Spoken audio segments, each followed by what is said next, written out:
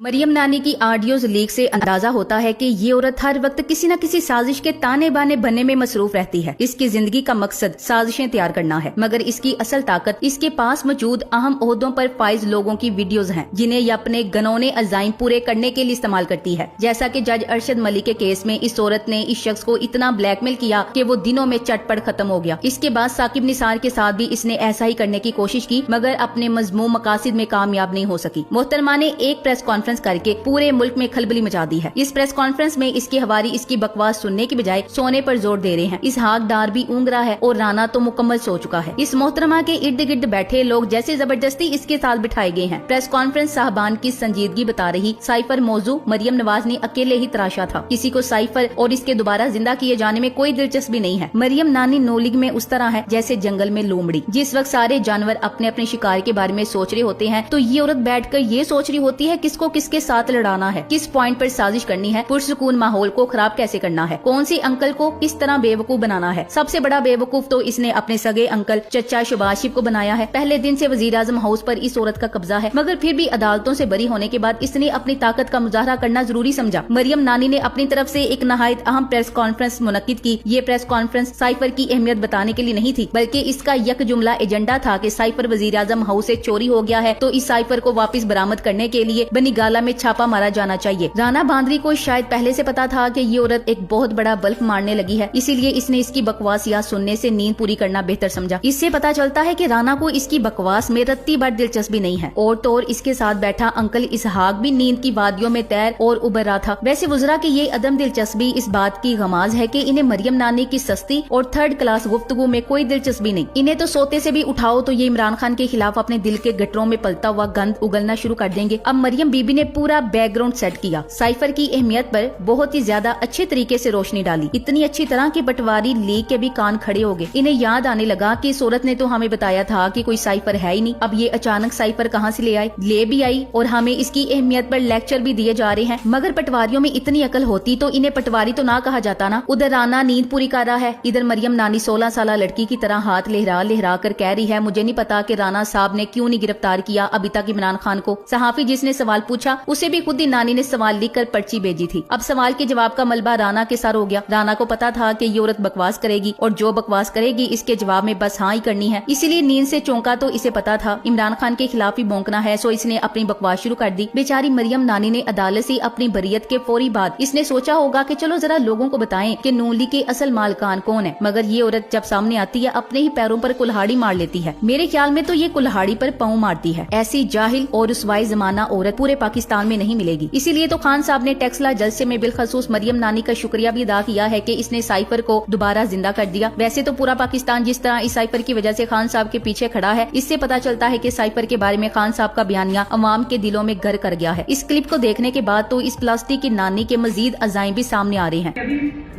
सुना कि वो साइफर पीएम हाउस से गायब हो गए, तो मैं ये समझती हूँ कि जैसे ट्रम्प के घर पे छापा मार के अमेरिकन ने उसके घर से जो सीक्रेट या सेंसिटिव डॉक्यूमेंट्स है वो बरामद किए थे, इसी तरह बनी गाला जिसका असल नाम मनी गाला है, वहां पर भी रेड होना चाहिए। राना साहब वहां पर भी रेड होना चाहिए। वहां से आपको पता चलेगा कि वो साइफर की कॉपी किधर गई और जो असल मिनट्स थे वो क्या थे, असल खत था वो क्या था, असल कम्युनिकेट था वो क्या था, और उसको टैंपर करके क्या बना दिया, तभी जेल में डाल के वो खत ले गए।